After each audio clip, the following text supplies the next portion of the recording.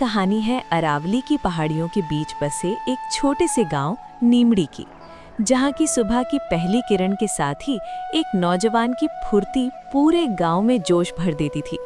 इस नौजवान का नाम था आर्यन। 24 साल का आर्यन, चौड़ा माथा, सांवला रंग और आंखों में गजब की ईमानदारी। जहां गांव के बाकी युवा शहर जाकर ऊंची नौकरियों के सपने देख रहे थे, आर्यन ने अपने बीमार पिता की विरासत को संभालने का फैसला किया। एक छोटी सी चाय की दुकान। आर्यन का मानना था कि काम कोई छोटा नहीं होता, बस उसे करने का तरीका बड़ा होना चाहिए। उसने अपनी दुकान का नाम रखा था शुद्ध सत्वा आर्यन की चाय। उसकी दुकान बाकी चाय वालों से अलग थी। वो अपनी चाय में कभी भी घटिया किस्म की पत्ती या मिलावटी दूध का इस्तेमाल नहीं करता था। आर्यन खुद हर सुबह 4 बजे उठकर पास की डेयरी फार्म से शुद्ध दूध लेकर आता और मसालों को घर पर ही कूट कर तैयार करता। उसकी ईमानदारी का आलम ये था कि उसने अपनी दुकान के कोने में एक छोटा सा बोर्ड लगा रखा था, जिस पर रोजाना दूध और पत्ती की खरीद की कीमत और अपना मुनाफा साफ साफ लिखा होता था। एक बार की बात है, शहर से एक बहुत बड़ी फिल्म प्रोडक्शन यूनिट गांव में शूटिंग के लिए आई। उनके साथ बड़े सितारे और अमीर क्रू मेंबर्स थे।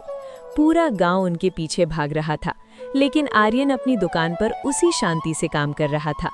शूटिंग के मैनेजर ने आर्यन से संपर्क किया और कहा, आर्यन, हमें अगले 1 महीने तक रोजाना 500 कप चाय और नाश्ता चाहिए। तुम अपनी चाय की कीमत 2 गुनी कर दो, हम खुशी खुशी देंगे। बस बिल में थोड़ा ऊपर का हिस्सा हमारे लिए जोड़ देना। आर्यन ने चाय छानते हुए शांति से जवाब दिया, साहब, मेरी चाय की कीमत 10 रुपए है और वो उतनी ही रहेगी। मैं चाय में मेहनत घोलता हूँ, बेईमानी नहीं।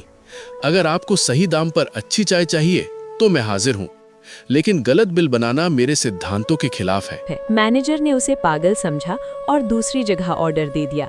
लेकिन 3 दिन बाद ही घटिया चाय और मिलावटी दूध की वजह से यूनिट के कई लोग बीमार पड़ गए।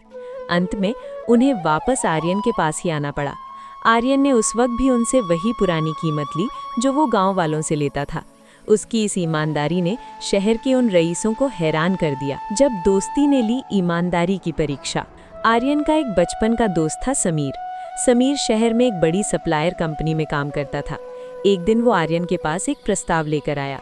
समीर ने कहा, देख भाई, तू दिन रात मेहनत करता है तब जाकर कुछ कमा पाता है। मेरे पास एक ऐसी सिंथेटिक चाय पत्ती है जो बिल्कुल असली जैसी महकती है और कीमत में आधी है। तू इसे इस्तेमाल कर, किसी को पता नहीं चलेगा और तेरा मुनाफा 3 गुना बढ़ जाएगा। आर्यन ने समीर की ओर देखा और कहा, समीर, तू मेरा दोस्त है, इसलिए तुझे समझा रहा हूँ। जो लोग मेरी दुकान पर आते हैं वे सिर्फ चाय नहीं पीते, वे मुझ पर भरोसा करते हैं। अगर मैं मुनाफे के चक्कर में उनके स्वास्थ्य से खिलवाड़ करूं तो मैं खुद की नजरों में गिर जाऊंगा। मुझे कम पैसे में सुकून की नींद आती है। मुझे तेरा ये सौदा मंजूर नहीं। समीर उस दिन तो चला गया, लेकिन आर्यन की इस बात ने उसकी सोच बदल दी। साल 2025 की गर्मियों में गांव में भयंकर सूखा पड़ा। पानी की भारी कमी हो गई और दूध के दाम 2 गुने हो गए। गांव के अन्य दुकानदारों ने मौके का फायदा उठाकर कीमतों में भारी बढ़ोतरी कर दी, लेकिन आर्यन ने एक अलग रास्ता चुना। उसने अपने पास जमा की हुई थोड़ी सी बचत निकाली और गांव के कुएं की मरम्मत करवाई ताकि सबको पानी मिल सके। उसने अपनी दुकान पर मुनाफा लेना बंद कर दिया। वो चाय को केवल लागत मूल्य पर बेचने लगा।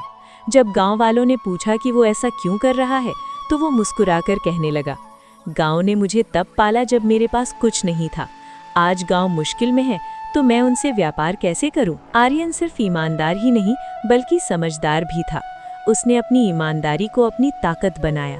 उसने सोशल मीडिया पर अपनी छोटी सी दुकान के वीडियो डालने शुरू किए, जिसमें वो दिखाता था कि चाय कैसे बनती है और वो मसालों का चुनाव कैसे करता है। धीरे धीरे शहर से लोग केवल आर्यन की ईमानदार चाय पीने के लिए नीमड़ी गांव आने लगे। उसकी दुकान अब एक छोटे से स्टार्टअप का रूप ले चुकी थी। कई बड़ी कंपनियों ने उसे फ्रेंचाइजी का ऑफर दिया, लेकिन आर्यन ने एक ही शर्त रखी, स्वाद और शुद्धता से कोई समझौता नहीं होगा और हर आउटलेट पर मुनाफे का हिसाब सार्वजनिक होगा। आज आर्यन उसी नीमड़ी गांव में है, लेकिन अब उसकी दुकान एक पक्की इमारत बन चुकी है। वहां काम करने वाले सभी नौजवान गांव के ही हैं, जिन्हें आर्यन ने एक ही सबक सिखाया है, ईमानदारी सबसे महंगी चीज है। इसे सस्ते लोगों से उम्मीद मत करना। आर्यन की ये कहानी ये साबित करती है कि ईमानदारी केवल बुजुर्गों का गहना नहीं है, बल्कि एक युवा की सबसे बड़ी शक्ति बन सकती है। जब मेहनत के साथ सच्चाई का मेल होता है तो वो सफलता के साथ साथ सम्मान भी दिलाती है।